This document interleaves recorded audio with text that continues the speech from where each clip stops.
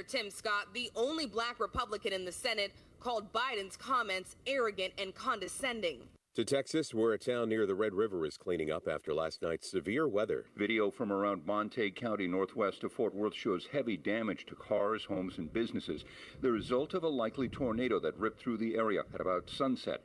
Besides the high winds, heavy rain brought flooding, and in one town, residents were dodging hailstones the size of baseballs. ABC's Jim Ryan in Dallas. Sports is coming back to Europe. Spanish President Pedro Sanchez announced today that the soccer league in Spain will be allowed to resume. You're listening to ABC News. A missing girl in Highland County near Cincinnati has been found. 18-year-old Madison Bell found early today by police.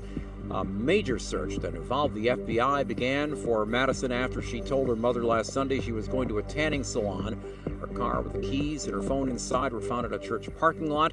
The Highland County Sheriff says there will be no arrests made. The decade-long push to build a wind farm on Lake Erie is either moving forward or it's dead in the water, depending on who you ask. The Ohio Power Siting Board approved construction of the Icebreaker Wind project on Thursday, but ordered the massive turbines be shut off at night from March to November. State officials say they want proof that the turbines will not affect migrating birds, but the developer says the new condition makes the project too costly. I'm Rob Bailey. Governor DeWine ordering that all flags in Ohio be lowered to half-staff for Memorial Day and in honor of the victims of COVID-19. Flags across the state also lowered to remember Annie Glenn, the widow of late astronaut John Glenn, who died this week from coronavirus. A restaurant in Cincinnati is hiring a COVID bouncer to enforce safety guidelines. Manager of Bosconi's Pizza says they noticed people weren't following the rules for patio dining last weekend, so they're adding more muscle to the team. This person's job, to make sure people stay 6 feet apart. They'll also have to make sure people remain seated while at the eatery. Here's a story of a man who was grateful when restaurants reopened across Ohio on Thursday. Cleveland.com says servers at M Italian Restaurant at Chagrin Falls got a pleasant surprise when one patron left behind a tip of $1,000 with a note for the waitstaff to split it. The restaurant's saying this patron has been very generous over the years. For more news, listen to The Daily Dive. The big news stories explained, not shouted. Listen to The Daily Dive each day on the iHeartRadio app or wherever you get your podcasts. I'm Tom Moore. Filling your news feed with the top trending news at the top and bottom of the hour. Columbus's news is on News Radio 610 WTBN. Right now, there are young people across the world facing a tough choice. Continue their dream of education or drop out to help their family put food on the table. You can help change their future in a single moment. See how far your support can go at unbound.org. Nothing has changed at Strader's Garden Centers. All 6 stores are open 7 days a week. Same top quality products, same great prices, and the same great people to help you with your garden or your lawn needs. Here are just some of the great sale items you don't want to miss, like Strader's Annual Sale. A flat of 36 plants, just $10, including begonias and marigolds. Hanging wave petunia baskets, just $10. Beautiful red maple trees start at just $60. Boxwoods and hydrangeas, select varieties, just $20. A large assortment of flowering hanging baskets start at just $12.99. 4.5-inch potted annuals, locally grown by Strader's. Hundreds of varieties, $4.49 each, or 10 for $40. See more spring specials on Strader's website at straders.net. Then, come to Strader's Garden Centers. Live from LAPD Firearms Range and Training Facility, this is On Target, the latest from the firearms industry, the products and politics that affect your hobby and liberty. This program may not be politically correct, but it is On Target. Now, your host, Eric Delbert. Good afternoon. Welcome to On Target. We're broadcasting live for the Memorial Day weekend edition from the studios of LAPD Firearms Range and Training Facility. We're at 999 Bethel Road, just west of 315. I'm your host, Eric, along with my father, Phil. Papa, it is awful nice out there today. I'm kind of itching to get out there, to tell you the truth. I have been itching to get out there for like the last week. I've got things that I have to do that is just backing up here on me. I know. I know that rain was mighty. A lot of it this week. Well, so. I brought my lawnmower in to have it serviced, but the grass got too high, so I had to go back to get it, even though it wasn't serviced yet. And, it's crazy. And, I'll be cutting grass again in 2 or 3 days. Yeah, I do about every other day. That's how you get that nice lawn, that nice plush. Well, because you sit on your riding one with a beer and you go cut grass. I just hear jealousy in that. Okay.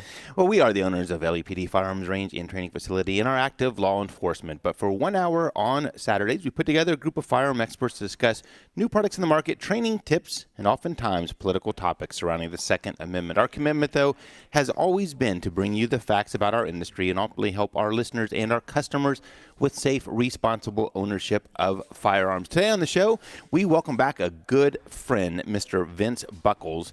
He is going to be on with us at 12:30. You may remember him from his days on the Discovery Channel, but we came to know him because he is one of the foremost experts on AK in the country. Phenomenal gunsmith, and if there's anything you ever wanted to know about an AK-47, he is the man to talk to. He's going to be on at 12:30 with us, and we're going to get his thoughts on some of the modern AKs, whether they're worth the money, and if you're out looking for one, which one he would recommend. And then we're going to talk about some of his phenomenal AK builds that he does at Mesa Kinetic Research in Louisiana. They're just wonderful, neat. If you're into that, it's the cream of the crop as far as AKs go, and he's going to be with us here shortly. Before that, my gun of the week is actually getting postponed, Paul. Did you know that? Go figure. Yep, getting postponed because we had a listener write in, Tom, a longtime listener. He is looking, he had a question about looking for a shotgun for a little guy in his life, and he's struggling with the length of pull. And so he had some questions about that, and I thought, you know what, that would be a good little topic to discuss out there. So I threw it out there to you and JC, and at 12:15, we're going to discuss some of the options for first-time purchase of a shotgun and how it applies to children. And believe it or not, it's not just for children. This can apply to adults as well. So we're going to talk about that here shortly. Before that, though, JC, of course, will lead us in the news of the day. One story, one story is it really is the sign of the times, and we've been shaking our heads all morning about it. The other one, JC, I'm a little bit bummed because we lost kind of a good friend of the industry this week, and we'll let you talk about that here shortly. I'd like to thank our sponsors. TTG Technologies, Toyota West, Jackson Lawn Care and Egress Windows. Actually saw those guys out here late last night, Paul, cutting grass. Oh, really? Yeah, it was late. Yeah. Did they cut the backyard? I think I was leaving. So. Oh, because I spoke to Jody, and I told her that it needed to be Yeah, cut. they're good. I mean, they're good. They are good. Trigger Group, Blackwing Shooting Center, all supporters of this show. River's Edge Cutlery, CNS Engraving, and Clean Water Systems, all who make the show possible each week. Joining me today in the LAPD studio that's about to get a nice facelift, JC from the sales team. JC, you're still on location, but do you know there is no Ed this week? And we were discussing that here. I think this is going to impact his probation. We may have to add another week or so onto that, but he has a good excuse, I will say that. So well, there is his son is getting married. So, but JC, you can't just come and go. When you commit to this, you can't just come and go for random things, you know? The show must go on. Yeah, where was his head? Where was his head? You know, he should have been advising his son to not schedule it on a Saturday. Is there not 6 days, other days of the week? There is. So I don't know. They could have done it on a Wednesday. What's wrong with them? Right. So believe me, JC, we're going to be discussing that with him here when he shows back up. My father and co. And so if you're watching out there on Facebook, that is why there's no responses today, because he's not answering. And did you notice, Eric, there's so much more room? It is spacious. It's spacious when Ed's not here? Yes. That's why they call him Big Ed. And it's kind of quiet. Yeah, which is good. So I'm not saying it's a bad thing, but it's just my father and co-nurse is to my left. And Papa, did I tell you, we talked about pythons last week? Oh, yeah. We sold every one of them. All the pythons are gone. One of the ones that you sold, was it to you? Well, you keep harping on that. It is still in my office. I guess technically it's still here, but so are you counting that as all of the pythons that were sold? Yes, I am. Okay. I am. Yeah. Okay. JC, I don't think I told you this. One of the pythons we discussed was that one that was gold-plated. Yeah. And it was King Cobra, wasn't it? The King Cobra, yes. And it sold this King week, Cobra. but the gentleman who bought it was curious as to the history and the origin of it. So I did a little research, and it's kind of fascinating. I found out the company who did it, and they're out of Charlotte, North Carolina. Very well respected in doing coatings like that, and they do all kinds of unique things to firearms. I talked to the gentleman, and when I had called him, his phone went to one of these apps where you had to validate yourself and say who you were, and it was kind of a lot to get to him. And once I got to him, he apologized. He says, "Yeah," he says, "I'm actually on a few reality shows right now, so we get random people calling me, kind of bugging me, and so we need to sift through some of those." But his core business is this coatings. Well, did he actually do that for Colt though? Because no, when I looked it up, it looked like Colt at one time, in one period of time, did that. They did it as a special run for a specific organization, but those had some inlays with that organization's name, and I can't remember who it was. Okay. But this one, when he saw the picture, he says, "Yep, that's mine." And but it's neat. We're actually going to have him on the show in a couple weeks to talk about what he does. Great. Yeah, and it just happened to be a side product of that is that he's some reality star right now that and I forget the show's names, wasn't one I heard of, but all the ladies around here recognized it. So that's kind of neat. If you missed a show, you can always catch the podcast. It's at 610WTVN.com. We're on iHeartRadio, iTunes, Google Podcasts, and Facebook. Facebook Live is a great place to watch the show. They're archived out there. You can go back and watch them later. You can also go to our YouTube channel and see the shows. And it's all right there. It's kind of neat because you can see the discussion during the commercials. You can see the gun of the week sitting here, and it's all right here. You can see me dance sometimes. You can. That's just a bonus. I want to start up trivia again, but we're going to have to think that through because, we had people that participated. We did. And we had people that won, but they never would come in and pick up their prize. Right. It's like maybe we're not giving out enough good stuff. Well, maybe that's it. All right. I don't know. We'll let the writers look into that. Yeah, we'll let the writers. If you want to jump in on the show, the number is 614-821-9886. That's our number. To catch us throughout the week, the best thing to do is send an email OnTarget@lepd.com. That's what Tom did this week, and we're talking about one of his questions. And actually, we have another listener who sent in a recommendation for a gun of the week that we're going to get to here in a few weeks as well. So let's say the update around here, we're still open, limited hours, closed on Sundays and Mondays, but we are expanding the hours that we are open. So if you're looking to get on the range or come down and purchase a firearm, that is all doable now. Classes are going to start back in June, and we're starting some of the one-on-one privates in June as well with all the social distancing and so forth being considered. JC, time for the news. And, hey, before we get to that, JC, one thing. I guess I had a little rant last week on the show, and it was heard, and we ended up doing an interview on the drive home on 610 with Dave Mann on Monday. But long story short, I wanted to update the listeners that I actually talked to Lieutenant Governor this week, and he assured me that even though this COVID has taken a lot of time from him and the governor, they are still committed to Ohio being a leader in fixing this background check system. Yeah. So that is still top of the mind. And then also, and I thought this was fascinating, one of the things that we've had an issue with all along is going after these people who are kind of trying the system and seeing if they can slip through the cracks when they know that they aren't supposed to possess a firearm. We actually got a call this week from the U.S. Attorney General's office, or U.S. Attorney's office in Ohio, and they were saying that they are very focused on that. So that was good to hear. So some good things came out of last week, JC. Yeah, absolutely. No, that's great. I think we did a story on that before of the 12,000 folks that they found that had violated it on there. They only prosecuted like 12 or something. So it's good. It's a good time that they could step that up. That's important. Yep. So what else do you have for us there? We got. It's just it's kind of sad news.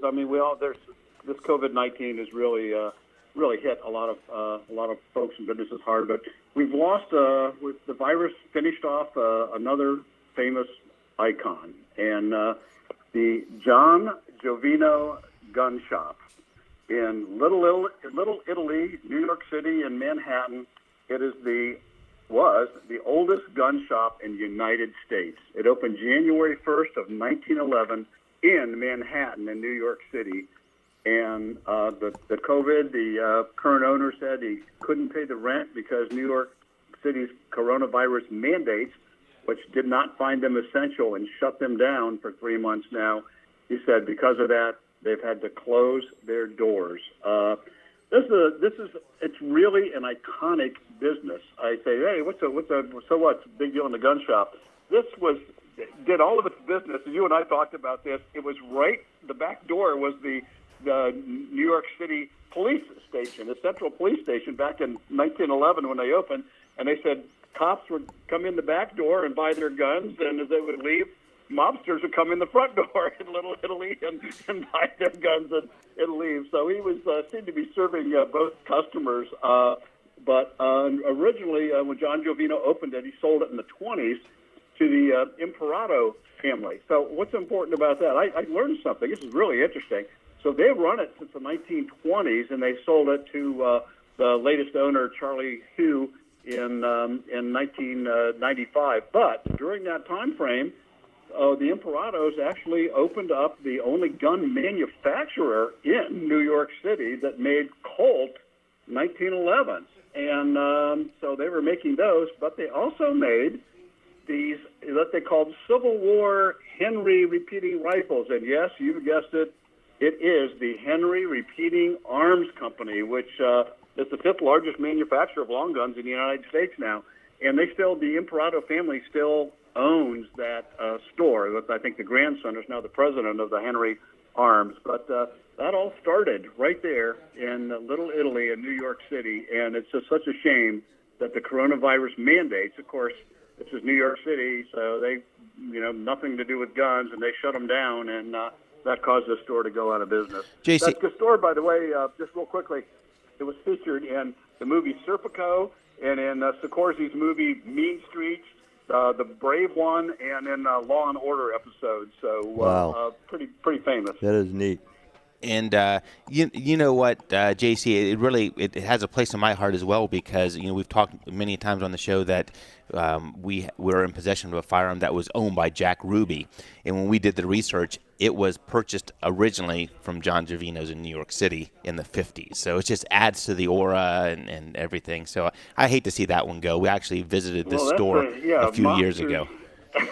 Mobsters across the country buy their guns there. There you go. That's pretty cool. Hey, JC, before you get to another story, looks like we have a caller on line one. Hi, you're on with OnTarget. What's going on there, guys? Is that Edward? It's Big Ed. I'm having to check in to defend myself, as usual. Big Ed, we got so much room here now that, at least just for this day. I heard you talking about that, Phil, and I'm a little offended. Just a little. We've been talking good about you. We've been taking you off probation. And yeah, well, the thing is, Ed, we call you Big Ed, not because, you're fat or anything. It's just because you're big. Big guy. Well, I'll take that as a compliment, Phil. Yeah. So, hey, how are things going there on that big day for you, Ed? Well, so far, we've got a beautiful day up here. We were just over at my son's house doing a little bit of work, finishing up, putting doors on for him. So they have a little love nest tonight. And we're getting ready to go to the store, and then we're going to go grab lunch. And then we're going to get dressed and get ready for the big day. That's great. That really is I know we give you a hard time, but that's a great thing. Your son getting married, and so just next time, Ed, when he gets married, don't plan it on a Saturday, okay? Oh my God! You just put a curse on him, Phil. No, it's all in good fun. Hey, Ed, I will tell you that Cindy's been blowing up Facebook looking for you, and she says she's happy to hear you're on right now. All right. Well, you tell everybody out there on Facebook, my Facebook fans, that I miss them all. Sorry I can't be there today, but this is kind of important. Yeah. All right. Well, you're excused for this one, Ed. Okay. Now, Ed, we want you here next Saturday. Okay. Make sure you come here next Saturday. The best of, I heard. Oh, criminy! I was hoping to get you here, and no one else was going to be here. Okay. I just wanted to say one. I wanted to say one thing, Phil. I'm really upset with you for the fact that you didn't share the gun of the week with me. I don't have the gun of the week. why you still should have notified me. You're the one that's always prepping. I didn't know what it was myself. You blame that on Eric. Yeah, you blame that one on Eric. Looks like a little communication there. All right, Ed, tell your son and everyone there good luck today, and that's good stuff. Congratulations. Yeah. Congratulations. Yep. All right. Thanks, guys. You all have a good day. Yeah, See we you will. next week. All right, today. See you, Ed. All right, when we get back from the break, we're going to get to one more piece of news from JC on something that's kind of interesting out from the ATF, and then we're going to get to our listener's question, Tom's question. We're on Target, broadcasting live from the studios of LAPD Firearms and Range. We'll be right back after the break. Joel Riley and Columbus.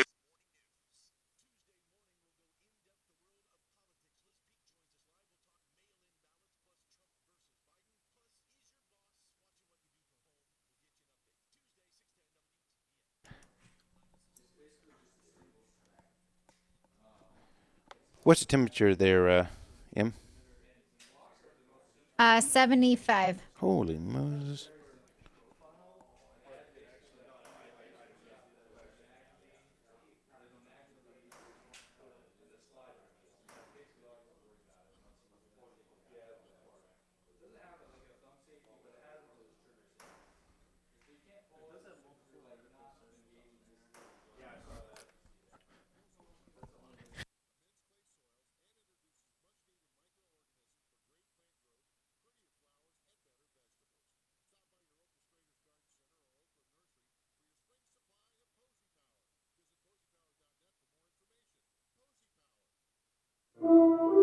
This Memorial Day, while things may sound and feel different, we still have room to pause, hope, and be grateful.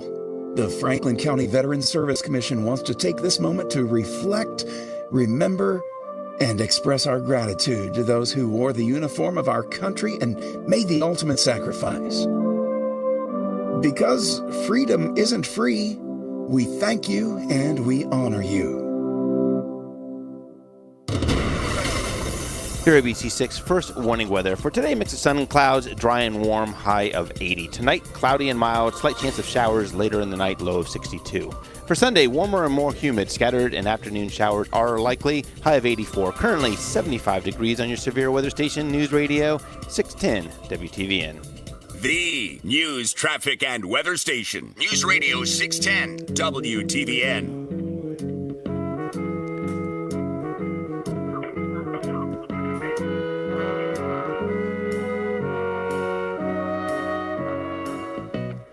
Where it began, I can't begin to. You can never go wrong with a little Neil Diamond, Papa. Neil Diamond. Yeah, that's classic. Neil Diamond. Now, Emily, you don't realize, I could have requested that one just as much as Papa. He gave me a list. Oh, I gave her a list, Eric, that it's going to last for about 10 years. Sorry, Em. Welcome back to On Target. I'm your host, Eric, joined today in the LEPD studios. My father, Connor Phil, sits to my left.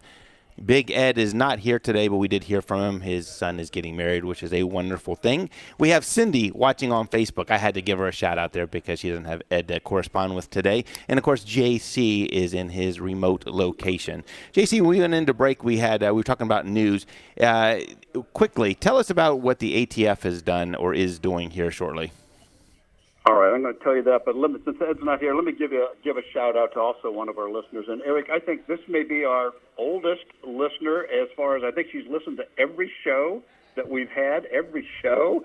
I haven't listened to every show, and she's 97, and Wow. Martha Borchers is her name, and unfortunately she's sequestered in a nursing home now due to the COVID, so she can't see her daughter and the rest of the family, but she listens to us, and she wanted us to let her know that her husband was on the very first troop ship to leave the United States from New York City during World War II. So he was first in the front, first in the fight. So anyway, I just wanted to mention Martha there. The ATF, every once in a while they update their forms, and their standard form to purchase a firearm is called the ATF form, the 4473, and they're coming out with a new form. We're going to ship them in July, but we have to use them no later than the November 1st date. And the changes, some of them are it's going to be a little different when you see them because normally we hand them to folks and they fill out the first page. That won't be the case anymore. They switch the firearms identification stuff to the very first page, and then you have to flip it over for the folks to fill out their personal information. And of course, they do this. This is what the ATF uses to identify people with their information, their residences. They answer questions to make sure they're not a prohibited person who can't own firearms or ammo. And they have added a couple of new things besides that change. One of the things that we find, you and I talked about this morning, is they've added something to the gender. It used to be you'd say you're male or female, and now they have an addition of non-binary to the gender. So you can choose male, female, or non-binary. And tell them I wasn't going to tell them what you found out, but for the folks, if you want to look up what that is, look at the Wikipedia definition of non-binary, and it is confusing. So I'm without speech, JC. I don't understand it. I don't know what it is. I don't know who I am anymore. It's almost whatever you want to be at the moment kind of thing. I don't know, and it could be a totally you don't have a gender. You are genderless. You're kind of a whatever you are. It's amazing, but yeah, you can now check that. So. But it will be different when you go to fill out those forms. So, and I'm certain we'll have some training on it. But that's kind of a new thing, the non-binary. I have a question about that. You know, you have a men's restroom, you have a women's restroom. Are we going to have a non-binary restroom? Don't suggest it. Don't. Hey, someone will think that's a good idea, and there you go. Too late. You'll be putting in new plumbing, Phil. Yeah, you don't know whether to sit or stand on those. I don't know. Well, you have both, I guess. I mean, right? I guess, maybe. I mean, if you've been outside and used a tree before, do I need to check canine now? Or Yeah, I mean, I'm just. Now, we talked about that. That's only if you lift your leg. Then you'd be canine. Yeah. It's just not as simple as it used to be, John. Not quite as simple. Hey, have another story. This is pretty important, though, and my hat's off to Oklahoma's governor, Governor Kevin Stitt. He just signed off just on Thursday, I believe, just 2 days ago, on Senate Bill 104, which is an anti-red flag bill. Get that, an anti-red flag bill where they will never have red flags under this bill. And the reason is, I'm certain the Bloomberg folks are going, oh, my goodness, could you believe it? He said, just like Buckeye Firearms said about Ohio, we already have the laws in place. If someone is a danger to someone else and a criminal act has been committed, there's a protection order, we can go in and take away those firearms. That's already in place. With most of the red flag laws, that is not necessarily the case. And this governor has said, and this is the actually co-sponsor who said this, Representative Stiegel, who for the bill, just said, look, he said, what we have an issue with is people who says, oh, gee, I don't like you, you have guns, so I'm going to say this about you. And all of a sudden someone comes in and takes every bit of guns and ammo that you have, and you haven't done anything. And that's what he said, that there's still the protective orders, just like we have here in Ohio, but this red flag law, and the guy said, look, and the quote is, it's really about property and the government entity having the authority to come in and take it without a crime being committed. So my hats are off to the Governor Stitt of Oklahoma for signing this bill. He did say that 17 states have these other red flag bills, and I think we talked about in New York, your neighbor can just file a secret report on you, seeing you walk out the door and say that they believe you're a danger, and they'll come in and take it away, and you may not see them again for a couple of years. Wow. I mean, for doing nothing. So that yeah, is that's pretty crazy. important, so hats off. When we get back from the bottom of the hour news, our guest, Mr. Vince Buckles, is going to be on with us, the foremost expert on AKs. We're on Target, broadcasting live from the studios of LEPD Firearms Range. We'll be right back after the break. Whether in-store, at home, or online.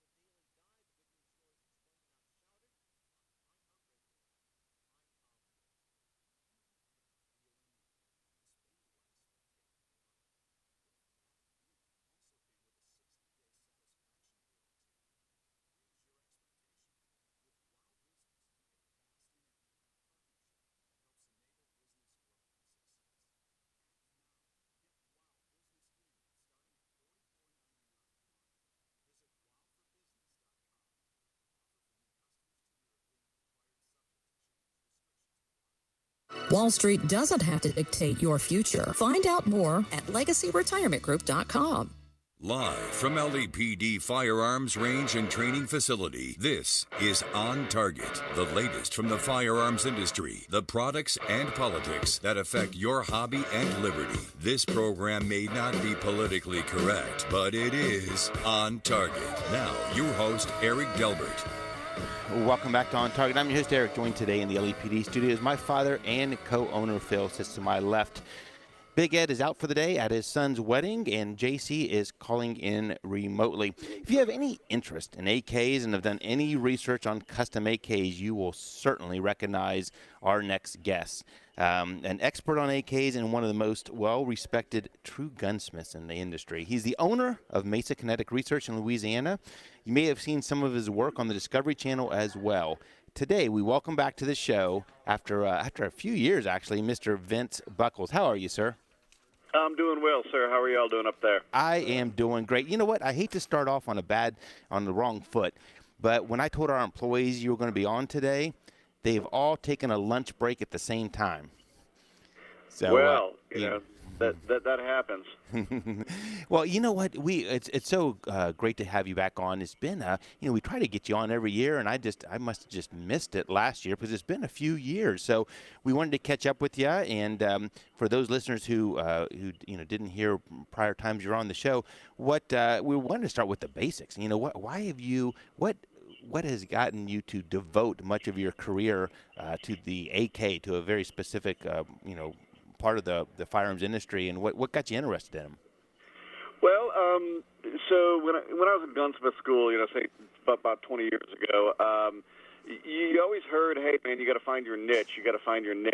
And then when I got out in the industry, I worked in gunsmithing, at gun shops that had gunsmithing shops in the back, or just gunsmith-specific shops. And all the older guys always said, hey, man, there's no money in this, yada, yada, yada, you'll never be able to retire. All this real, Debbie Downer negative crap, man. And then I saw these guys that had niches in the industry, and they seemed to be making it pretty well for themselves. And eventually, kind of after Hurricane Katrina, Hurricane Katrina was like a 9/11 event for us down here. And we took in like 2,200 guns that had been flooded at the shop I was working at, and a fair amount of them were Kalashnikov variants. We had to break them down and refinish them, sandblast them, grease them, reparkerize them. At that point in time, we were doing spray baked coating. This was pre-coat.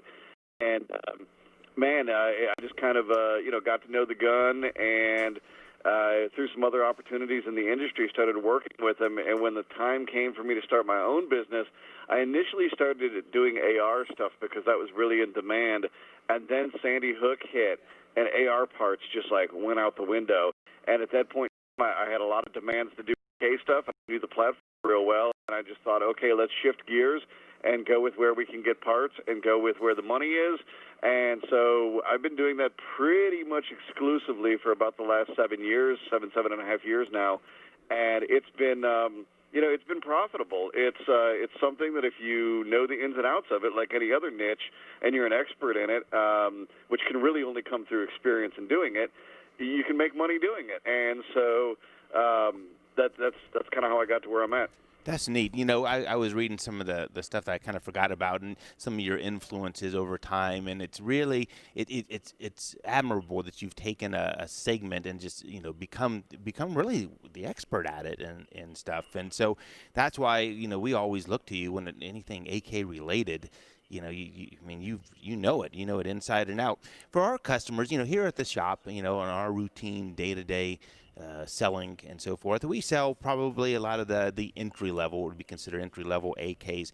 If there's customers out there that are just looking for an entry level AK, maybe something under $1,000, some of the things that are popular, the Wassers, and now there's a bunch of U.S. made ones, and we see the Stavas and Arsenals and Century Arms, and do you have a feeling, in these entry levels of ones that are better than others, and talk about that for a second?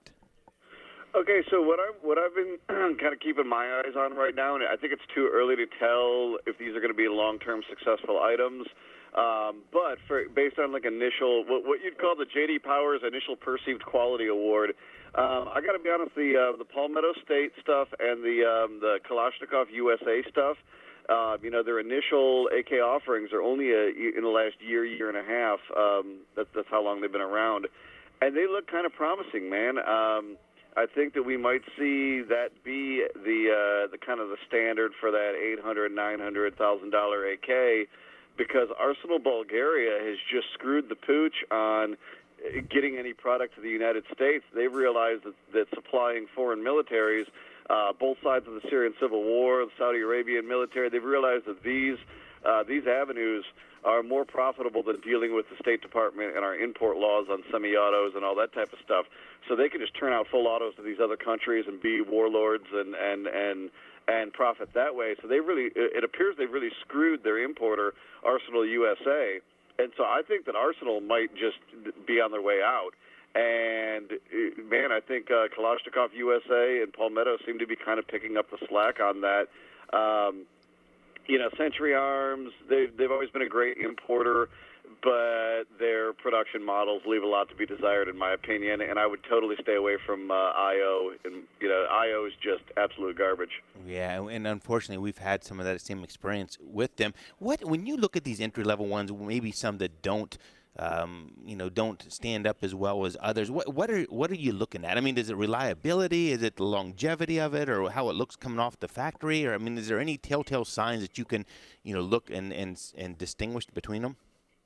Well, unfortunately, to the untrained eye, a lot of them look alike. And what we're really dealing with is a metallurgy issue on them, the actual, the construction of the metal itself. And real briefly, front trunnions and bolts need to be forged, or at the very least machined from billet and properly heat treated.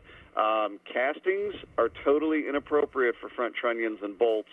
And what we saw with the Century Arms RAS 47 and what we've seen with the IO guns is castings in place of forgings.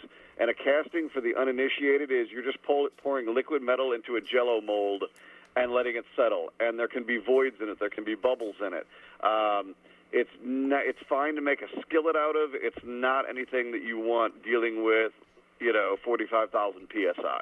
Wow. How about Zastavas? Do you have an opinion? We actually have one sitting on our desk here, and I'll tell you, from a look standpoint, it looks kind of nice. But what's been your experience with them? Well, okay, so the Zastavas, the newest one I think is the Z-PAP, and I've not had not had any experience with that. However, the PAP M92s, the NPAPs, the OPAPs, really they were good parts kits.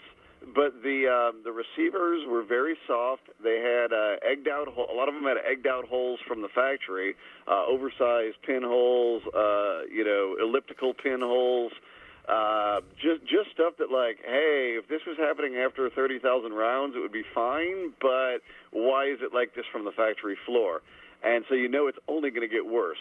So for the occasional, what I call like the weekend warrior, the guy that wants to go pop 100 rounds once a month, man, those things are fine.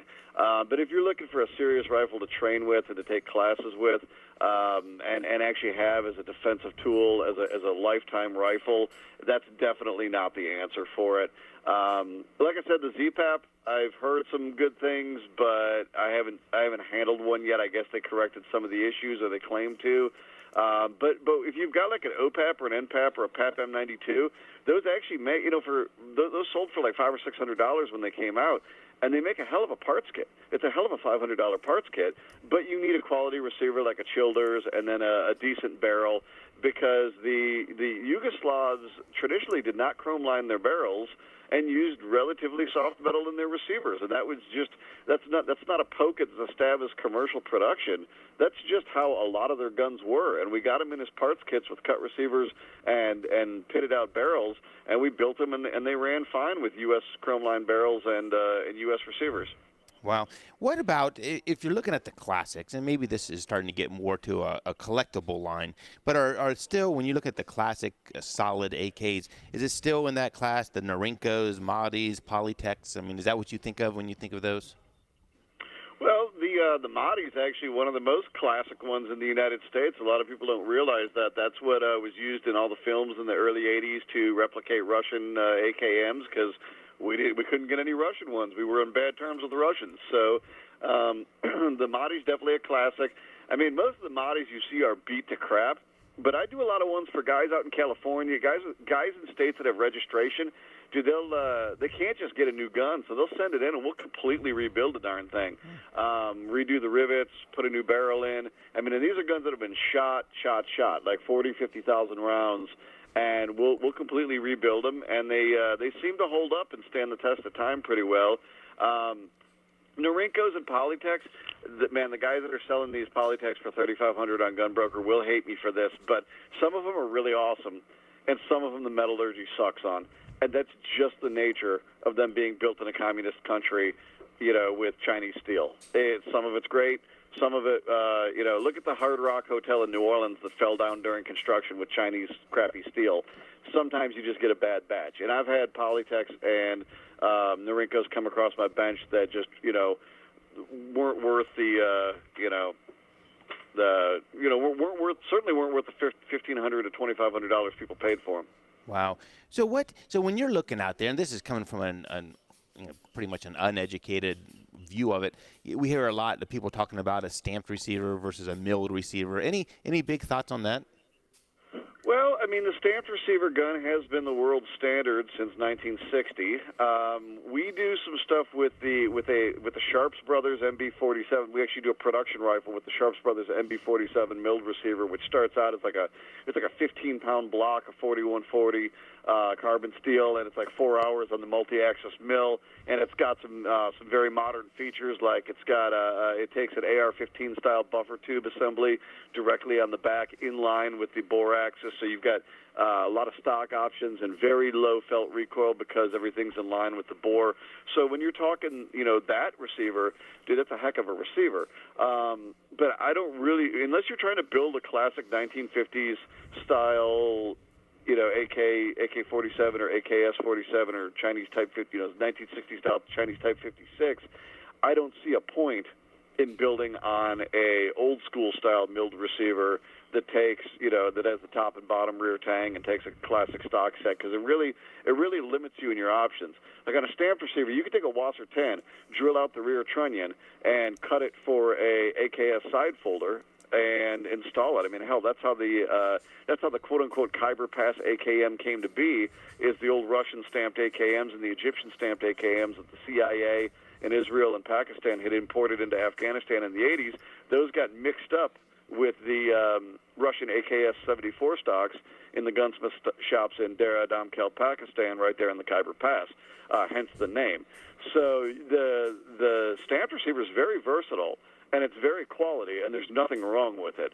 And just because it's a folded-up piece of sheet metal, it's a really finely designed, well-thought-out, folded-up piece of sheet metal, and there's absolutely nothing wrong with it. Okay, so now I'm going to show my ignorance here. Also on the table, I have I guess it's a Century Arms. It's a Micro Draco. Just a novelty? Is there any legitimacy in some of those small AK pistols?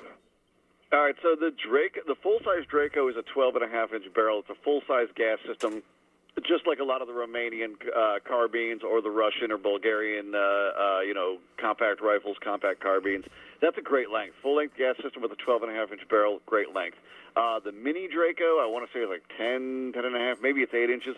The Mini Draco is getting a little bit ridiculous. And then the Micro Draco is just an utter fail, in my opinion. The only people I see those is dudes that want to make rap videos with them and act like thugs. I'm not saying they're thugs, but they want that image with that little gun. It's ridiculous. The gas port's is huge. It's almost a quarter-inch big. There's no accessories you can really get for it. You can't suppress it without it beating out the rear trunnion. It has to be incredibly overgassed to function the way it is. So I don't see a point in it myself. Papa, can you put the price tag back on that one and put it back on the shelf? I won't be buying that one today. I knew that, but I just needed to hear it, I guess. Vince. Hey, we have about a minute or so before we go into break. What are your thoughts on the AK platform in 5.56 and the 12 gauge, like the Vepr, Sega, Rock Island? I mean, are those viable? We've seen good luck with some of those just on the AK platform. In the 12 gauge, you said? Yeah, like the Vepr. Yeah, I mean the Vepr is probably the nicest out of all of those. The Segas were the standard for years, and I did hundreds and hundreds of Sega conversions, and the Sega conversions, if done well, worked really well. There's the Chinese Lynx. I've got one of those they sent me to play with. I've had no issues with it, but I've only shot like 1.25 ounce field loads and buckshot out of it. So, bottom line is they're ammunition sensitive across the board.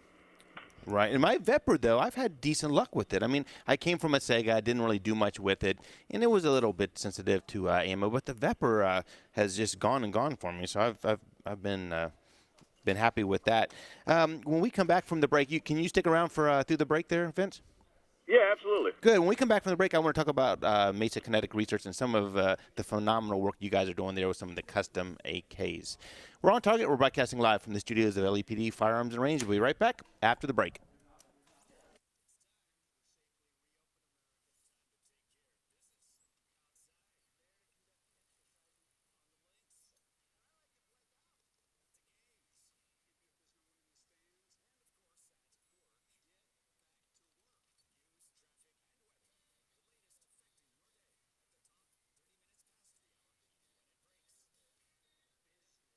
Current temp there, Emmy? 76. All right.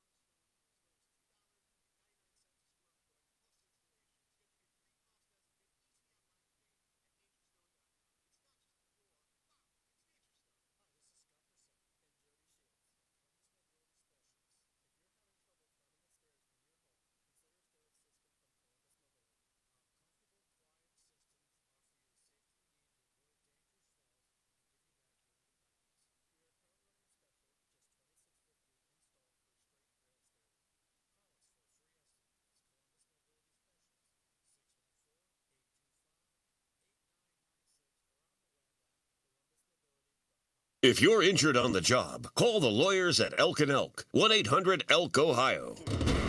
Your ABC 6 first warning weather for today: mix of sun and clouds, dry and warm, high of 80. For tonight, cloudy and mild, slight chance of showers, likely, low of 62. For Sunday, warmer and more humid, scattered afternoon showers, high of 84. Currently 76 degrees on your severe weather station, News Radio 610 WTVN. News Radio 610 WTVN.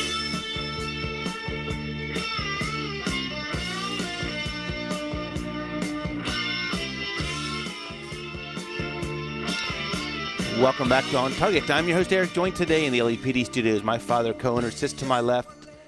Big Ed is out this week at his son's wedding, which is great, kind of a neat thing. And JC is on the phone with us as well. We also have a guest who's been on several times with us now, kind of the foremost expert on AKs in the country, just phenomenal what they do out of their shop, Mr. Vince Buckles. Vince, when we went into break, we were going to talk about some of the work you guys do over at Mesa Kinetic Research. Tell us a little bit about what your offering is there. I know you have the classes and some of the products that you make. Yes, sir. So we're a full-service AK shop. We're technically a full-service gunsmith shop. We do some general gunsmithing stuff for our local customers. But we predominantly build and do heavy modifications to the Kalashnikov platform rifle. Whether it is somebody who's got a surplus parts kit and wants to send it in and have it built and properly finished, that's probably 50% of our business right there. We do what I just call major gun surgeries on AKs. We've got guys who they've got a specific rifle and they want it cut for a side folder. They want the barrel shortened and threaded for a permanently attached suppressor adapter. They want it tuned for suppressors. Or they might have a favorite rifle that just needs to have a new barrel or new rivets put into it, and we take care of all that. We also build we have a small batch production rifle, the MKU, which is built on the Sharps Brothers MB47 receiver. That's featured on our website, mesakineticresearch.com. And we also we host the Kalashnikov Essentials class every spring. That's a joint venture between myself and Larry Vickers of Vickers Tactical and Vickers Guide Books. And it's basically a 3-day class that we do down here in South Louisiana. It's a 2-day build class where you build your own 7.62 by 39 AKM here with me and Larry at the shop. And then on the third day, Larry takes us all out we got a private range, and Larry teaches his 1-day Vickers Tactical AK Operators class. So that class generally sells out by like July. We just sold the 9th spot out of 10 for the 2021 class in March of 2021. So it's definitely gaining popularity, but it's limited to 10 people, man. It's a big production logistically, so we limit it to 10 people. We've got 1 spot left for next spring right now. Wow. And what's the best way to contact you? Our website's mesakineticresearch.com, and there's a contact form on there. If you want to email me direct, it's mesakineticresearch@gmail.com. And then phone number is 225-450-3019. Great. And if you, for those listening, if you didn't catch that, you can always call the store, and we can pass along Vince's information as well. Thank you so much for jumping on. We got to make sure it doesn't go 2 years again. That's on me. And I am going to I'm going to send you something to do or get something there so next time I can have it in hand when we're talking. Absolutely, man. It's been a pleasure being on again. Yep, and if you ever make it up this way, you got to give us a yell. Absolutely, sir. No problem at all. All right. Mr. Vince Buckles, just phenomenal information on JC. He is, yeah. I think, his knowledge based on the AK is just off the charts.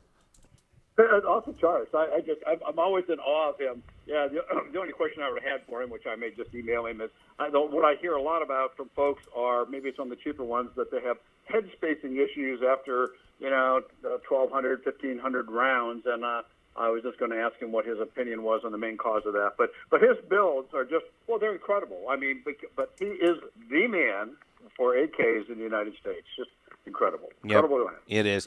So, guys, that is another hour, another show. We need to say Happy Memorial Day. Think about all of those who've gone before us in service of the country.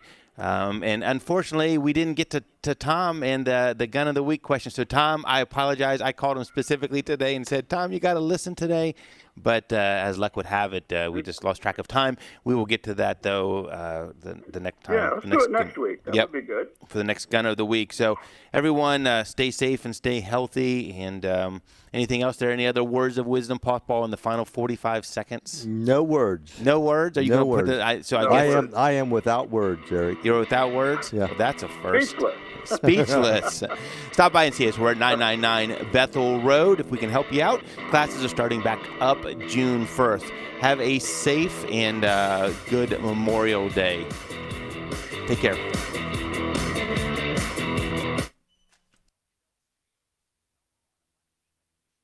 Big M. 1 second. Yep.